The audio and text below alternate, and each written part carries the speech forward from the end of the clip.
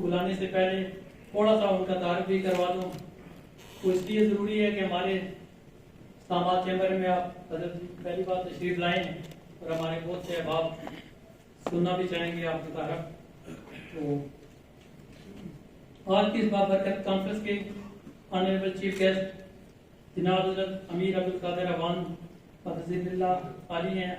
آپ سلسلہ نقشبندیہ ویسیہ اور تنظیم الاخوان پاکستان کے امیر ہیں. آپ 1973 میں پیدا ہوئے. ضلع چکوال کے ایک مضافاتی علاقے میں.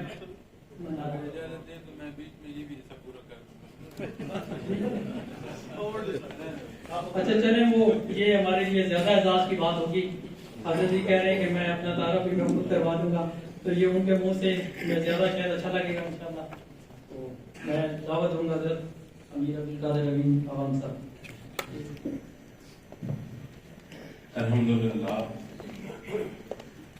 الحمدللہ رب العالمین والصلاة والسلام علی حبیبہ محمد وآلہ وصحبہ اجمعین. اما بعد فاعوذ باللہ من الشیطان الرجیم بسم اللہ الرحمن الرحیم. هو الذی ارسل رسولہ بالہدی ودین الحق لیظہرہ علی الدین کلہ وکفی باللہ شہیدا. اللهم سبحانك لا علم لنا إلا ما علمتنا إنك أنت العليم الحكيم. مولاي صل وسلم دائما أبدا لا تدركم أحزان. قابل صد احترام محترم پریزیڈنٹ صاحب، آپ کے تمام رفقاء، حاضرین محفل، انتہائی قابل احترام معزز خواتین، السلام علیکم ورحمۃ اللہ وبرکاتہ. میرے لیے یہ اعزاز کی بات ہے کہ یہاں آپ احباب کے درمیان بالخصوص ہمارا جو چیمبر آف کامرس اسلام آباد ہے اس میں حاضر ہونا، اور بہت بڑی خوشی کی بات ہے. اللہ کریم نے ہمیں دین اسلام پر جمع فرمایا. آج ماہ مبارک ربیع الاول کی مبارک ساعتیں ہیں اور یہاں نبی کریم صلی اللہ علیہ وسلم کی ذات اقدس کے حوالے سے وہ گزارشات پیش کرنی ہے. دعا گو ہوں کہ اللہ کریم یہ بل بیٹھنا قبول فرمائے. میں اس کمیٹی کی جو محبت ہے، جو احترام ہے، اس کا ممنون بھی ہوں اور آپ احباب کے لیے دعا گو ہوں. میرا موضوع ماہ مبارک ربیع الاول ہے اور اسی کے تحت بعثت رحمت عالم صلی اللہ علیہ وسلم ہے. یہ اعجاز ہے قرآن کریم کا، اس لیے کہ اللہ کا کلام ہے کہ جس آیا کریمہ کی تلاوت کریں اس آیا کریمہ سے جہاں اس کی تلاوت اجر اور ثواب کا سبب ہے، وہیں آپ کی دنیا اور آخرت کی تعمیر کا بھی سبب ہے. جہاں دار دنیا کی رہنمائی نصیب ہوتی ہے اور اس رہنمائی پر عمل کی توفیق نصیب ہو تو یہی راز مضمر ہے اخروی تعمیر. آیا کریمہ جو میں نے تلاوت کرنے کی سعادت حاصل کی ہے، اس میں اللہ جل شانہ نے ارشاد فرمایا ہے، وہی ہے جس نے اپنے پیغمبر کو ہدایت اور دین حق دے کر بھیجا تاکہ اس کو تمام دینوں پر غالب کرے اور اللہ گواہ کافی. ماہ مبارک ربیع الاول، اس کی مبارک ساعتیں جب اس کی نسبت دیکھیں گے تو یہ وہ مبارک مہینہ ہے جس میں نبی کریم صلی اللہ علیہ وسلم کی ولادت باسعادت. آپ صلی اللہ علیہ وسلم سوموار کے دن کو روزہ رکھتے تھے، آپ کی عادت مبارک تھی. تو کسی صحابی نے عرض کی کہ یا رسول اللہ صلی اللہ علیہ وسلم، اس مخصوص دن کے روزے کا سبب؟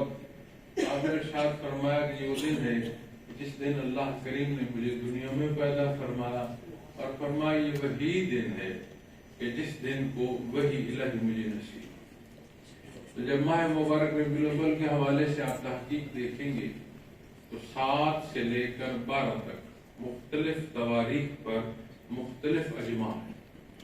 جب کثیر اجماع دیکھیں گے تو 9 ربیع الاول پر. پھر عجیب اللہ جل شانہ کا نظام ہے کہ یہی ماہ مبارک ربیع الاول ہے کہ جس میں نبی کریم صلی اللہ علیہ وسلم دنیا سے پردہ فرمایا، اور جو بہت بڑا اجماع ہے وہ 12 ربیع الاول پر ہے کہ یہ ہوتے ہیں، لیکن جو یقینی بات ہر پہلو سے ہے کہ ولادت باسعادت کے حوالے سے یہی مہینہ مبارک۔ معزز سامعین کرام، جب بات نسبت کی ہے کہ اس ماہ و سال میں اس مہینے کا جو تقدس ہے اس کا سبب کیا ہے، تو سمجھ آئے کہ آپ صلی اللہ علیہ وسلم کی ذات ہے۔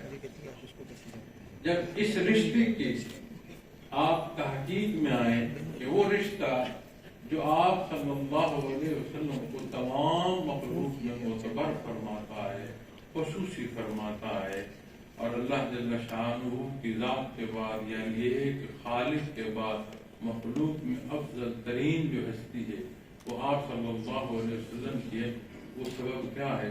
محمد رسول اللہ۔ قرآن کریم بے شمار جگہ پر، متعدد جگہ پر آپ کو جب اللہ کریم نے مخاطب فرمایا تو آپ کو مختلف القاب سے اللہ کریم نے مخاطب فرمایا۔ یہاں جس حصے کو میں تلاوت کرنے کی سعادت حاصل کر رہا ہوں، اللہ کریم نے فرمایا محمد رسول اللہ، محمد اللہ کے رسول ہے۔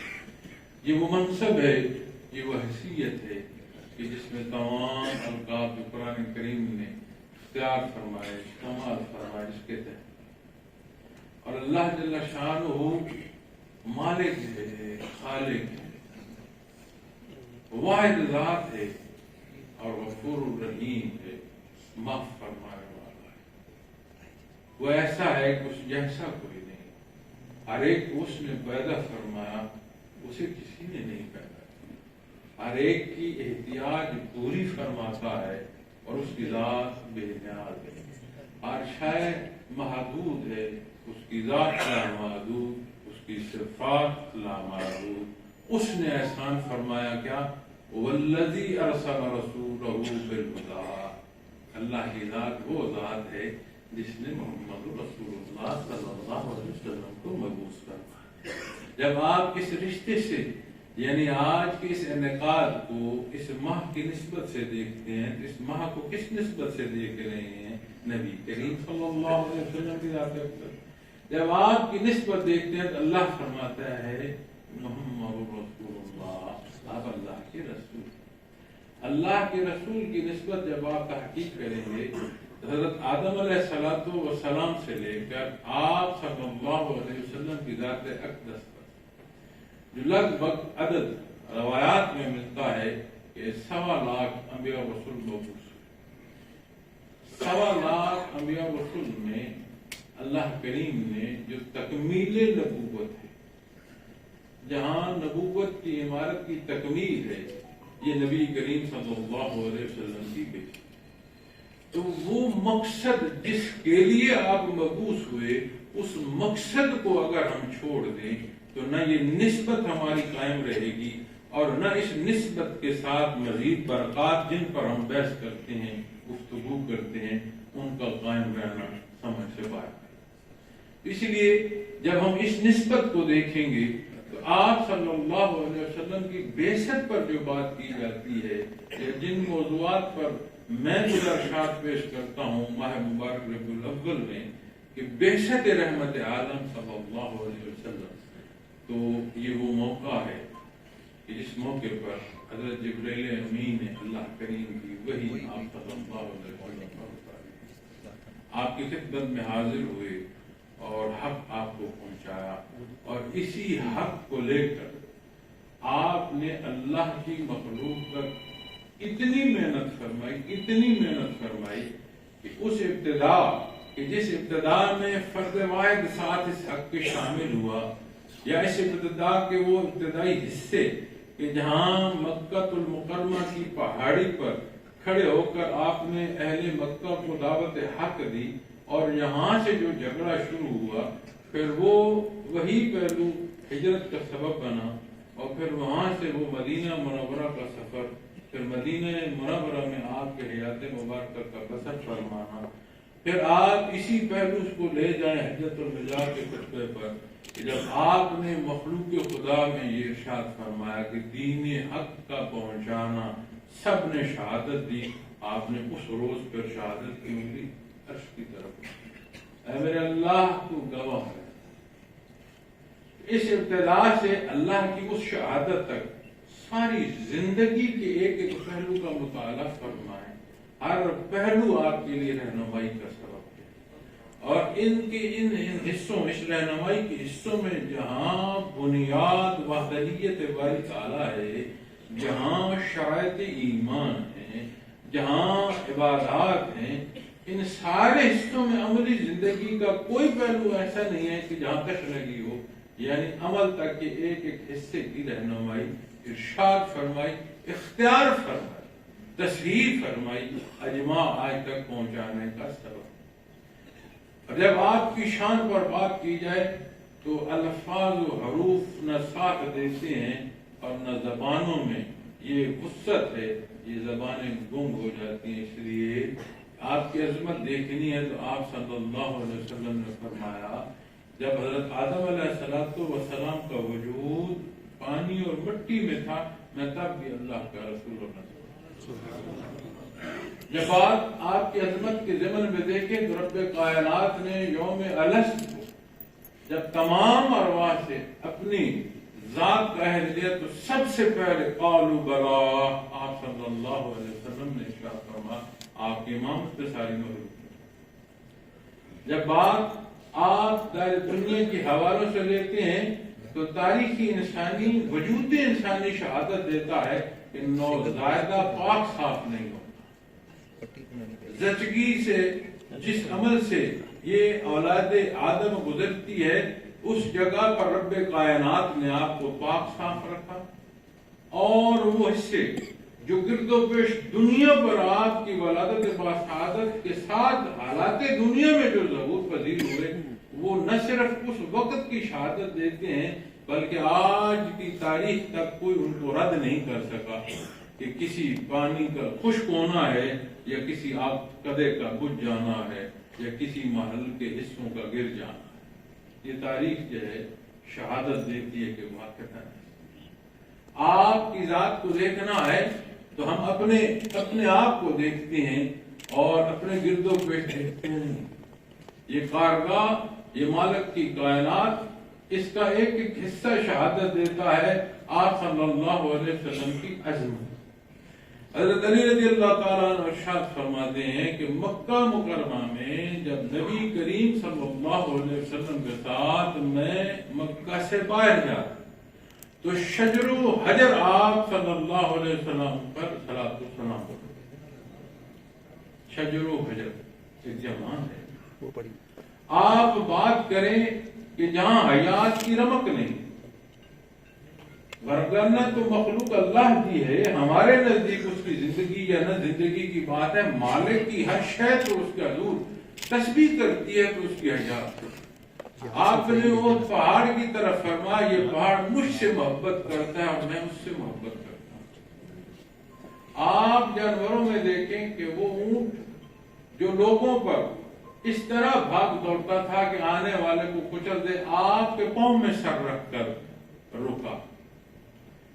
اس جانور کو دیکھیں کہ جسے حالات کی سختی نے رلا کر آپ کے قدموں میں پہنچایا، اور آپ نے اس کے مالک کو بلا کر ارشاد فرمایا، اس پر ظلم کرتے ہو، اس سے کام لیتے ہو اور اس کو خوراک نہیں دیتے۔ آپ غزوات و سرائے کے پہلوؤں کو دیکھیں کہ آپ کہاں موجود ہیں، اور جسے آپ نے مقرر فرمایا وہ کہاں کس حالت جنگ میں سے گزر رہا ہے، اور اس کا آنا کیا ہے کہ اس نے بکریاں چھوڑی، کوئی پرواہ نہیں، اس نے کوئی کام کاج دنیا میں کیا، کوئی پرواہ نہیں۔ وہ تاجر تھا، آپ نے اسے جرنیل بنایا، تو جب آپ نے اسے جرنیل بنایا تو جو حکم اس نے دیا اس میں اتنی برکات ہے کہ آج بھی دنیا اگر مقام حرب پر بحث کرے اور وہاں سے تربیت لے تو انہیں کوئی شکست نہ دے پائے۔ ایسی خوبصورت مثالیں اس شعبے میں ان لوگوں نے قائم کی جنہیں آپ نے اشارہ فرمایا، یعنی آپ کے غلاموں۔ تو آپ کی عظمت پر جب بات کرو گے الفاظ ساتھ نہیں دیں، زبان اس قابل نہیں ہے، اور میں تو یقیناً اس قابل نہیں ہوں کہ آپ صلی اللہ علیہ وسلم کی شان کا آپ صلی اللہ علیہ وسلم کی شان قرآن کریم میں رب کائنات نے جو بیان فرمائی اس سے بڑھ کر کون ہے جو جس کا کلام اللہ کے کلام سے بڑھ ہے؟ کوئی نہیں۔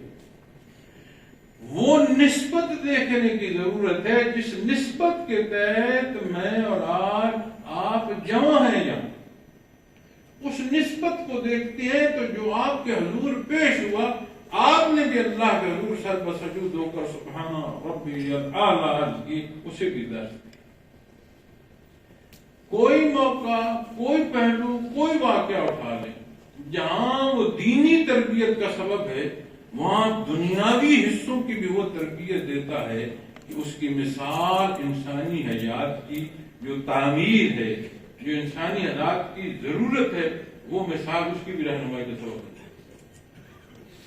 آج جب ہم معیشت کو دیکھتے ہیں، محترم بختیاری صاحب نے اپنی موضوع میں معیشت پر بات کی، تو میں جب یہاں آ رہا تھا تو میں نے بھی یہ جو آیا کریمہ تلاوت کی ہے، میں نے بھی معیشت کی وجہ سے کی کہ وہ موضوع جو آپ صلی اللہ علیہ وسلم کی ذات اقدس سے اس حصے سے متعلق ہے کہ اس میں ہماری رہنمائی کیا ہے، اور جب اس کے مطابق حکم پر عمل کیا گیا تو دنیا میں کیا ہوا، اور جب اس کی مطابقت نہ رہی تو دنیا کے حالات نے کیسی کروٹ لی، اور اس امت کا جو معاملہ ہے وہ کیسا رہا۔ تو معزز سامعین کرام، جب اللہ جل شانہ نے یہ فرمایا نا رسولہ بالہدا، وہ رسول جو ہدایت کے ساتھ، جو حق کے ساتھ ہیں، وَدِينِ الْحَقِّ لِيُظْهِرَهُ عَلَى الدِّينِ كُلِّهِ، ہمارے نزدیک آج بھی جو سوال کرتے ہیں وہ کہتے ہیں دیکھو کہ وہ اقوام جو غیر مسلم ہیں وہ دنیا میں حکومت کر رہی ہیں، اور آپ کہتے ہیں ہمارے پاس دین حق ہے، اور اس دین حق سے ہم تو مغلوب ہیں۔ قرآن کریم اصول بیان فرماتا ہے، فیصلہ بیان فرماتا ہے۔ اگر ہر ایک کو پابند فرما دیا جاتا، جیسے سانس لینا پابندی ہے، جیسے سونا ضرورت ہے، جیسے خوراک ضرورت ہے، ایسے عبادات اور ایمان انسانی وجود اور حیات کے ساتھ منسلک کر دی جاتی تو یہ امتحان ہوتا۔ اقوام سابقہ جن پر عذاب ہوا، ان کا اللہ دکھاؤ کہاں ہے؟ تو قرآن کریم فرماتا ہے اگر اللہ اور اس کے فرشتے ظاہر ہو جائیں تو پھر تو بات ہی ختم ہو۔ وہ جو استعداد ہے اس مخلوق کو، جو اللہ کریم نے ہر پیدا ہونے والے کو فطرت پر پیدا فرمایا ہے، جو استعداد عطا فرمائی ہے، جو حساب عطا فرمائی ہے، جو کلام عطا فرمایا، جو اپنا حبیب مبعوث فرمایا، کہیں کوئی جواب بچتا نہیں کہ کوئی نہ حق کرے اور کہے میں سمجھ نہیں سکتا، میرے پاس استعداد نہیں تھی، یا مجھ تک حق کی رسائی نہیں تھی۔ کوئی یہ کہہ نہیں پائے گا کیا مطلب حق ادا کر دیا گیا، حق کے بیان کرنے کا، اور جسے مخاطب فرمایا گیا اس کے اندر استعداد ہے، فطرتاً استعداد ہے، وہ سمجھتا ہے۔ اس لیے تو آج ہم دیکھتے ہیں کہ جو حق سے دور ہوتا ہے وہ کہیں نہ کہیں سجدہ ضرور کرتا ہے، بھلے وہ پیسے کو کر رہا ہے، بھلے وہ مقام کو کر رہا ہے، بھلے وہ تکبر میں، بھلے وہ چاہتا ہے کہ جیسا مجھے سمجھا جائے ایسا اور کوئی نہ ہو، سارا اقتدار سارا اختیار میرے ہاتھ میں ہو، کہیں نہ کہیں سجدہ کرتا ہے۔ کیوں؟ یہ اس کے خمیر میں۔ تو جب اس حق کے مطابق اور جس نسبت پر میں اور آپ یہاں بیٹھے، اس نسبت کو حق کے ساتھ دیکھو گے، اختیار کرو گے تو دنیا میں بھی کمال ہوگا، زوال نہیں۔ یہ تاریخ ہے اسلام۔ ہم بے شمار بحث کرتے ہیں۔ آپ صلی اللہ علیہ وسلم نے یہ جو فرمایا نا اللہ کریم نے کہ دین حق دے کر بھیجا تاکہ اس کو تمام دینوں پر غالب کر دے، اگر سب کو تلوار سے مسلمان کرنا ہے تو پھر امتحان کا، پھر اللہ نے جو زندگی اور ایمان لانے کی فرصت دی ہے پھر وہ کیا ہے؟ اصول کو اصول کے مقابل رکھو، جس اصول کو دنیا کے جس اصول کے ساتھ مقابل رکھو گے دنیا کا اصول ہار جائے گا، اور حتمی بات وہ ہوگی جو دین کی ہوگی۔ اور میں دنیا سے آپ کو اس کی مثال دیتا ہوں۔ آج ہم کہتے ہیں کہ غیر مسلم دنیا کو لیڈ کرتا ہے اور مسلمان نہیں کر پاتا۔ ہم نے غور کیا کہ کن اصولوں کو غیر مسلم نے اختیار کیا، کیا اس کے پاس وہ اصول 14 صدیاں پہلے تھے؟ تو جب وہ اصول انہوں نے اختیار نہیں کیے تھے پھر حالات ہوں گے کیا؟ ہم نے بحثیت مسلمان جو وہ اصول اختیار کیے تو جو دنیا کے اصول ہیں وہ بلا تفریق اثر پیدا کرتے ہیں. وہ مومن ہو یا کافر، کیوں ہوا چلتی ہے تو تفریق کرتی ہے کہ مومن کو ہوا آئے گی اور کافر کو نہیں ہے؟ سردی کیا تفریق کرتی ہے؟ گرمی کیا تفریق کرتی ہے؟ میٹھا کچھ تفریق کرتا ہے؟ نہیں کرتا بھائی. وہ حالات جو دنیا کے ہیں قرآن کریم کے فیصلوں کے مطابق اگر اختیار کیے جائیں تو کسی کو بھی وہ فائدہ دیں گے جو اختیار کرے گا جتنا اختیار. تو جب دینی اصول کو دیکھیں گے تو دنیا کے کسی اصول، کسی مذہب کی کسی بات کو اٹھا کر لے آئیں، جب دین کے مقابل کریں گے تو جو مقدم اور مستحکم بات ہوگی وہ اللہ اور اس کے رسول صلی اللہ علیہ وسلم کی ہوگی. اس لیے فرمایا گیا دین الحق کے الدین کل، اور کوئی مانے نہ مانے کسی کی ضرورت نہیں. اس لیے وَكَفَى بِاللَّهِ شَهِيدًا، کائنات کا مالک اس پر شاہد ہے اور وہ بات پر. یہ ماننا دین کی ضرورت نہیں، یہ ماننا نبی کریم صلی اللہ علیہ وسلم کی ضرورت نہیں، یہ ماننا اللہ کی ضرورت نہیں. وہ بے نیاز ہے، ہماری ضرورت ہے. اسی لیے تو جب ہم دنیا میں دیکھتے ہیں کہ یہ جو من حیث القوم ایک مغلوب ہو چکی ہیں، تو کیا ہم نہ دیکھیں وہ کیا سبب تھا کہ ہم غالب تھے، اور وہ کون سے اسباب ہے جو چھوڑ کر ہم مغلوب ہو گئے. تو پھر اگر یہ نہیں دیکھنا تو پھر ہمارا شعور کیا ہے؟ تو محترم سامعین کرام، جب میں بعثت رحمت عالم صلی اللہ علیہ وسلم کے حوالے سے گزارشات پیش کروں گا تو یقیناً یہ بات مقدم ہوگی. ہمارا رشتہ امتی کا ہے، اور امتی جو ہے وہ بلا چون چراں اطاعت کا نام ہے. بندگی کیا ہے؟ غیر مشروط تھا. امتی کیا ہے؟ ماننے کا نام ہے جو مترج بنے. یا ماننے میں اقرار ہے اور عمل نہیں ہے، اقرار ہے اور یقین نہیں ہے، کیا کہیں گے؟ سمجھ آئیے کہ ہمارا رشتہ امتی کا ہے. اللہ نے پیدا فرمایا جب تک کی فرصت ہے رہیں گے. بڑی قبریں دیکھی ہیں جہاں شہبادی سے گزرتے ہیں وہ بھی بستے تھے. ہم گزر رہے ہیں، کل ہمارا بسیرا بھی جانے خاک کس حصے میں ہو اللہ بہتر ہے. تو جو ہے اسے کیسے بسر کر رہے ہیں؟ ہم یہاں ورکنگ کمیونٹی میں بیٹھے ہیں تو یہ اپنا ہفتہ کیسا گزارتے ہیں؟ پھر ویکنڈ پر جا کر آرام کرتے ہوں، یا ویکنڈ پورا ویک ہی یہ کہتے ہیں نہیں آرام کرتے رہو، کام ہوتا جائے. دنیا کی سمجھ آئے، دین کے میں کیوں نہ آئے؟ ہاں یہ مقام ہے سمجھنے کا. جو عظمت اس ماہ اور سال میں ان ایام کو نصیب ہو رہی ہے، اللہ نے تو مجھے امتی کا رشتہ ایسا دیا ہے کہ مخلوق میں یہ رشتہ اور کسی کا ہے نہیں. مکلف حصوں میں دو ہی مخلوق کا علم ہے. پھر مکلف مخلوق میں آپ کی نسبت نیابت کی فرمائی گئی، جناب کی نیابت نہیں فرمائی گئی. انبیاء آپ میں مبعوث فرمائے گئے، کلام ذاتی آپ کو عطا فرمایا کہ آپ کی نسبت جناب حاصل کرتے. جب اس متعلقہ موضوع کے ساتھ منسلک نہیں رہو گے تو پھر کیا ہوگا؟ پھر اس حق کی جگہ، عمل کی جگہ رواجات ہے. تو پھر جب معاشروں میں رواجات آ جائیں، دنیا کے حصوں میں بھی رواجات آ جائیں، دینی حصوں میں رواجات آ جائیں، تو پھر کیا ہوتا ہے؟ ایسا ہوتا ہے جیسا آج ہم بھگت رہے. جب ہم اسی معاشی پہلو سے دیکھیں گے تو کتنے مشکل حالات تھے. جب آپ مدینہ منورہ تشریف لیں گے، آپ بیعت کا موقع دیکھیں.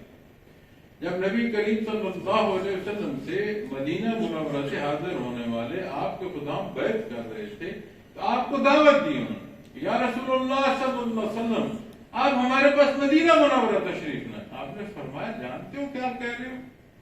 انہوں نے عرض کی یا رسول اللہ ہم جانتے ہیں کہ تمام عالم کفر کو ہم دعوت جنگ دے رہے ہیں، لیکن آپ تشریف لائیں، ہم اپنی جانوں کے نذرانے پیش کریں گے آپ کی دفاع. ہم میں سے کوئی ایک بھی سلامت ہوا، آپ کا کوئی دشمن آپ کا نہیں پہنچا.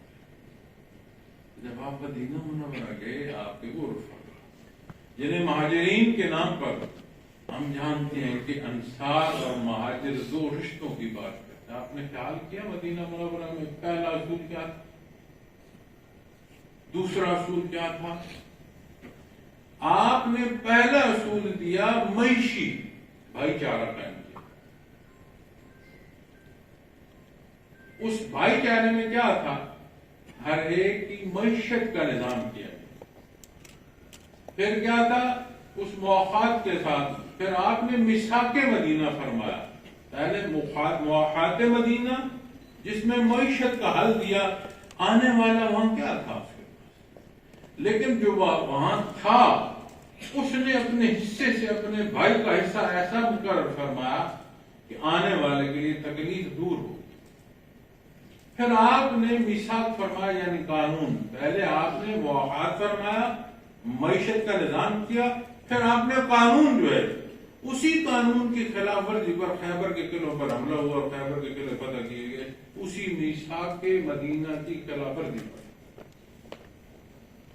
دنیا جہان کے نظام معیشت اٹھاؤ، وہ آپ کو کمانے کا بتائیں گے، کیسے کما سکتے ہو، کہاں کمی بیشی، کہاں تجاوز.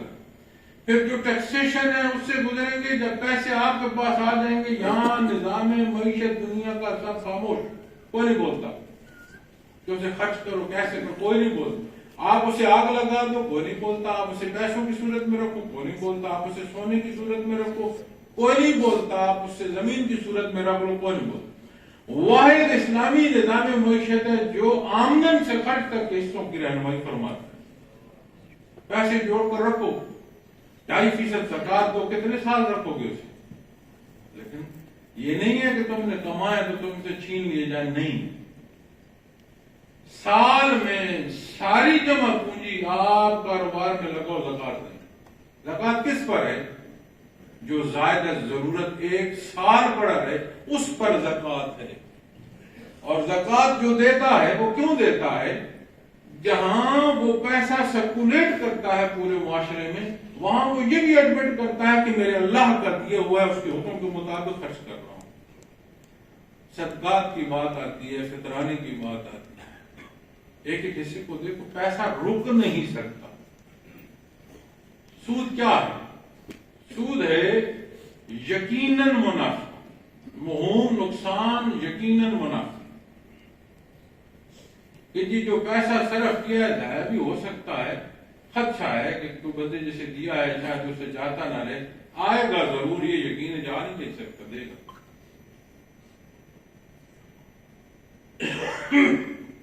سود.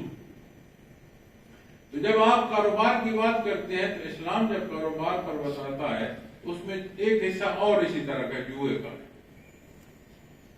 جوا کیا ہے؟ کہ آپ جو خرچ کرتے ہیں اس کا جاتا رہنا تو یقینی ہو، آ بھی سکتا ہے، یہ موہوم ہے. سود میں موہوم خطرے کے ساتھ ہے، یقیناً آمدن کے ساتھ ہے.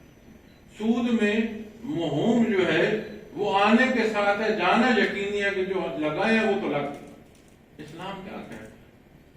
اسلام کہتا ہے جہاں آمدن بھی ہو، جہاں خدشہ نقصان کا بھی ہو، وہ اسے تجارت کہتے ہیں. آمدن اور خرچ دونوں میں نقصان بھی ہو سکتا ہے، فائدہ بھی ہو سکتا ہے. پھر آپ زکات دیتے ہیں، جمع نہیں کر سکتے ایک جگہ پیسہ. سود میں کیا ہوتا ہے کہ تقسیم ہوتی ہے معاشرے کی. جو کمزور طبقہ ہوتا ہے وہ پچھتا چلا جاتا ہے، جو مضبوط ہوتا ہے وہ ہر شے اس کے پاس جیسے میگنیٹ ہوتا ہے اس طرح میگنائز ہو کر چیزیں ایک طرف اکٹھی ہوتی جاتی. بلا سود بینکاری کیا ہے؟ شراکت داری. اور جو بینک پیسہ لیتے ہیں وہ جو لیا گیا پیسہ ہے اسے وہ کیسے بڑھاتے ہیں؟ ان کا سب سے بڑا جو انکم کا ذریعہ ہوتا ہے وہ تجارت ہوتی ہے، انویسٹمنٹ ہوتی ہے. یہ نہیں ہے کہ وہ سود پر اتنا دیتے ہیں زیادہ کہ اس وجہ سے باقی سب کو سود دے رہے ہوتے ہیں. ان کی مین بیسک انویسٹمنٹ جو ہوتی ہے تجارت میں ہوتی ہے، خرید و فروخت میں ہوتی ہے. تو وہ کیسا پیسہ کہ جس کی تجارت ہم پھر حرام کر کے کھائیں؟ یہ کیا ہے؟ معاشی حل. اسی طرح آپ جب اپنے نظام کو دیکھتے ہیں تو ہمارے وطن عزیز میں جو سب سے بنیادی کام ہے وہ یہ ہے کہ ہم سارے تقریباً اکثر دیہی علاقوں سے ہیں، ہم شہری بھی جو رہ رہے ہیں دیہی علاقوں سے اکثریت کی ہے، بہت کم لوگ ہیں جن کی پیدائش شہری ہو، لیکن زبان کا فرق ہوتا ہے۔ چھاننا تو آپ سمجھتے ہوں گے نا، جس میں چھانی جاتی ہے چیز، ہمارے یہاں پنجابی میں اسے پڑون کہتے ہیں۔ ہم چھاننا لے کر پانی بھرنا چاہ رہے ہیں، آپ غور کریں، یہ گزشتہ کچھ دنوں سے صرف سمگلنگ کا کچھ حصہ رکا ہوگا، ساری نہیں رکتی ہوگی، لیکن ایک ڈر رہا ہے۔ معیشت میں کتنا تبدیلی ہے، کوئی ضلع اٹھا لیں، اس کا سٹرکچر اٹھا لیں، اس کے سٹرکچر میں آپ کو ایڈمنسٹریشن بھی ملے گی، تحفظ کا سسٹم بھی ملے گا، آپ کو ہیلتھ بھی ملے گی، آپ کو ایجوکیشن بھی ملے گی، کتنے محکمے آپ کو ایک ڈسٹرکٹ میں ملتے ہیں، کتنا بڑا سٹرکچر ہے۔ پورے ملک کے کسی ضلع میں یہ نہیں کہا جا سکتا کہ یہاں کسی ایک سیکشن کی جو آفس ہولڈر ہیں وہ نہیں بیٹھے یا آفس نہیں، اتنا وسیع نیٹ ورک ایک سسٹم۔ میں اداکار لگ بھگ 29 سال ہو گئے ایڈمنسٹریشن کرتے ہوئے، اور میرا مزاج ایسا ہے کہ جو میں کہہ کروں یہ کر کرو، وہ جب تک میں دیکھوں نہیں ہو نہیں رہا تب تک مجھے آرام نہیں آتا۔ لیکن میں نے اپنی پوری زندگی میں جو دیکھا ہے کہ یہ کہ ایک شخص بھاگنا شروع کر دے، وہ کب تک بھاگے گا؟ تھک جائے گا، نہیں ہوگا۔ سسٹم کو مومنٹم کیوں نہیں دیتے؟ آپ سسٹم کو مومنٹم دیں۔ یہ جو ہم چھاننے میں پانی بھر رہے ہیں، ہماری سیپیج ختم ہو، صرف وطن عزیز کی سیپیج ختم کر دیں، یہاں معاشی کرائسس نہیں ہوگا۔ کوئی بندہ جو مقروض ہو اس کی ادائیگی زکوٰۃ سے ہو سکتی ہے، یہاں پورا ملک پوری قوم مقروض ہے، اس کی ادائیگی نہیں ہو سکتی۔ لیکن کوئی درد لے، ایک آبادی کا، آپ اپنی بھی جہاں رہتے ہیں، اپنے محلے، اپنے گاؤں، اپنی آبادی کا حساب کر لیجیے کہ وہاں جتنی ضروریات زندگی ہیں اور وہاں بسنے والوں پر کتنی زکوٰۃ بنتی ہے۔ آپ حیران ہو جائیں گے کہ جو بنیادی ضروریات ہیں وہاں پوری ہو جاتی ہے، پورے ملک کی نہیں ہوتی۔ لیکن ہم نظام زکوٰۃ بناتے ہیں سرکاری حصوں میں، پھر ہم ثقافتی طائفے کے گانے بجانے کے نام پر ہم کو انویسٹمنٹ بھیج دیتے ہیں، مدارس میں ہم دیتے ہیں۔ اللہ علماء کرام کی محنتیں قبول فرمائے، آپ ان کا بجٹ رکھیں، پورے نظام میں جو زکوٰۃ اور عشر ہے اس کا سٹرکچر سیدھا کریں۔ آپ قرض لیتے پھریں، آپ کا آدھا قرض اتر جائے۔ یہ میں وہ باتیں کر رہا ہوں جو مجھے بے شک محمد رسول اللہ صلی اللہ علیہ وسلم سے نصیب ہوئی ہیں، اور میں اپنا موضوع نہیں چھوڑ رہا۔ کیوں؟ اسی نسبت سے ہم بیٹھے ہیں کہ آپ صلی اللہ علیہ وسلم کی نسبت سے پھر امتی آپ کا حکم نہ سنے، امتی آپ کے حکم کے مطابق عمل نہ کرے، اسے بے شک کہہ سکتے ہیں ہم بے شک کی خوشی میں۔ پھر آپ جب آپ اس نظام زکوٰۃ کو دیکھیں گے تو یہ آپ کے مملکت کا اتنا بڑا، اتنی بڑی سپورٹ بن سکتی ہے جس کا اندازہ۔ پھر آج کا جو دور ہے معزز سامعین کرام، آج کے دور میں جو سٹرکچر ہمارا کاروبار کا ہے، انڈسٹری کا ہے، یہ انڈسٹری آج کے معاشی مسائل میں سب سے بڑا جو ہے ٹول سمجھا جاتا ہے۔ تمام جو ترقی یافتہ ممالک ہیں وہ انڈسٹری سے، ہم اپنی معیشت کو دیکھتے ہیں تو ہم تو ڈے ٹو ڈے گزارا کر رہے ہیں، تو ہمارے پاس وہ وسائل نہیں کہ ہم را مٹیریل لا سکیں، جا کے انڈسٹری کھڑی کر لیں، لیکن ہمارے پاس وہ انڈسٹری ہے جس میں خرچنا نہیں پڑتا لیکن وہ واپس ریٹرن کرتی ہے، وہ زراعت۔ تو زرعی ملک میں خوراک مہنگی، یہ سمجھ سے باہر ہے، سمجھ آنے والی بات ہے۔ تو جتنا نظام نہری، جتنی زرعی زمین ہمارے پاس ہے، آپ یقین رکھیں صرف کھاد اصلی ملے، بیج اصلی۔ میں نہیں کہتا کہ حکومت ہمیں فنڈ دے، زمیندار کو کخ نہ دے، جو دے وہ تو کہ کھاد جو ہے وہ اصلی ہو، ہم صرف وہ زمین میں پھینکتے نہ پھرے، پتہ چلے کہ خاک میں خاک پھینک رہے ہیں۔ بیج اصلی ہو، کچھ نہ دے، وہ تو ہم تخمینہ تو دے سکتے ہیں نا کہ کتنے ملک کے کتنے حصے میں کیا کاشت کیا جائے۔ ایک سال ایک شے کی جو کاشت ہے وہ ویسے اتنی مہنگی ہو جاتی ہے کہ وہ خرید نہیں سکتا، اگلے سال اتنی عام ہو جاتی ہے کہ اسے پھینکنے کی جگہ نہیں ملتی. تو وہ اسٹرکچرل ریفارم کون سا محکمہ ہے جو نہیں ملتا؟ Just we need just 2 bumper crop. آپ کی خوراک مہنگی نہیں ہوگی. تو یہ وہ معاملات ہیں جو دین اسلام سے کہتا ہے. آپ صلی اللہ علیہ وسلم کی خدمت میں ایک صحابی آ رہے، یا رسول اللہ صلی اللہ علیہ وسلم بڑی افلاس، بھوک کچھ کھانے کو نہیں. آپ نے فرمایا گھر میں کچھ تو ہوگا، جو سامان ہے لے آ. اسے جو سامان کر لے آ. آپ نے فرمایا جا اسے بیچ. بازار میں گیا، بیچ کر کچھ پیسے لا. آپ نے فرمایا ایک کلاڑ اور ایک رسا لے، جا جنگل میں لکڑ کاٹ، اسے بازار میں بیچ، اپنی اولاد کا پیٹ پال. ہم ایسی قوم ہو چکی ہیں کہ غریب سے غریب آدمی، اس کے پاس سالن کے پیسے نہیں، لیکن وہ ایک مسالہ اپنے کچن کی تگاری میں، مٹی کی تگاری میں اگانے کو کوشش نہیں کر رہا. تو یہ کون سا فیصد غورت ہے کہ اپنی کچن کے لیے مسالہ نہ اگایا جا سکے؟ ہاتھ دھونے کا پانی اور مٹی کا برتن، اس میں مٹی ڈال کر اسی پانی کو استعمال کریں. کیا آدھا کچن کا مسئلہ حل نہیں ہوتا؟ کیا ہے ہمارے نظام تعلیم کی تربیت؟ کیا ہے کہ وہ ہمیں 2 اور 2 4 سکھاتا ہے؟ کیسے نہیں، اقدار نہیں، اخلاقیات نہیں. تو جب ہم اپنے نظم اور اپنے ملک کو دیکھ، ہمیں کس سے جھگڑا ہے؟ ہمیں کسی سے جھگڑا ہے؟ ہم دنیا میں اللہ کے حکم پر اپنی زندگیاں بسر کرتے ہوئے، اپنے حصے کا کردار ادا کرتے ہوئے اللہ کی رضا کے لیے چلے جائیں. بڑے قبرستان میں نے عرض کیا، آبادیوں سے گزرنے تو پہلے یہ آخر قبرستان گزرا. ایک دن ہماری بھی کتی لگی ہوگی. ہم اپنی جو فرصت ہے اسے کیوں نہ صرف کریں گے جو باقی تھے مسلمان اس امت میں بھی اتفاق کا سبب ہو، اس ملک کی بہتری اور اس قوم کے اتفاق کا سبب بنے. لیکن ہم سارے ایک دوسرے کو دیکھیں. کیا اتباع محمد رسول اللہ صلی اللہ علیہ وسلم نے یہ سکھایا ہے کہ ایک دوسرے کو دیکھو، یا یہ فرمایا ہے کہ اپنے حصے کا کام کرو؟ تو بچوں کو پڑھاتے تھے پانی کا پہلا قطرہ، اب ہم بڑے بھی بھول بیٹھے. آج کا بچہ تو وہ کہانی سننا ہی نہیں چاہتا، وہ کہتا ہے کہ واٹ نان سینس. لیکن ہمیں بھی نہیں یاد رہی.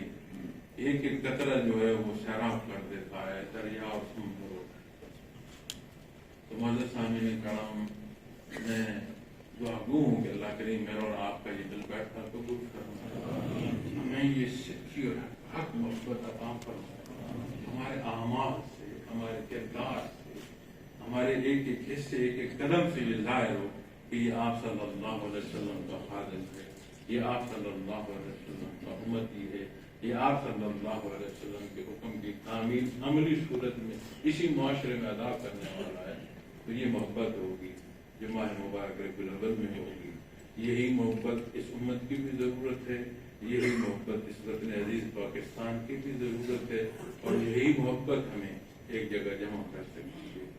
تو دعا گو بھی ہوں اور انتہائی مشکور بھی ہوں دوستوں کا کہ جنہوں نے یہ موقع فراہم کیا. ایک درد دل جو ہے وہ اس موضوع کے تحت ہم آپس میں اسے تقریر کو کہوں تو شاید مناسب نہ ہو، لیکن ایک ہم کلام ہی ہے کہ ہماری نسل قوم بلکہ مسلمان آپس میں ایک کلام کا موضوع. اللہ کریم میرا نام سے ہوا. وآخر دعوانا الحمد للہ.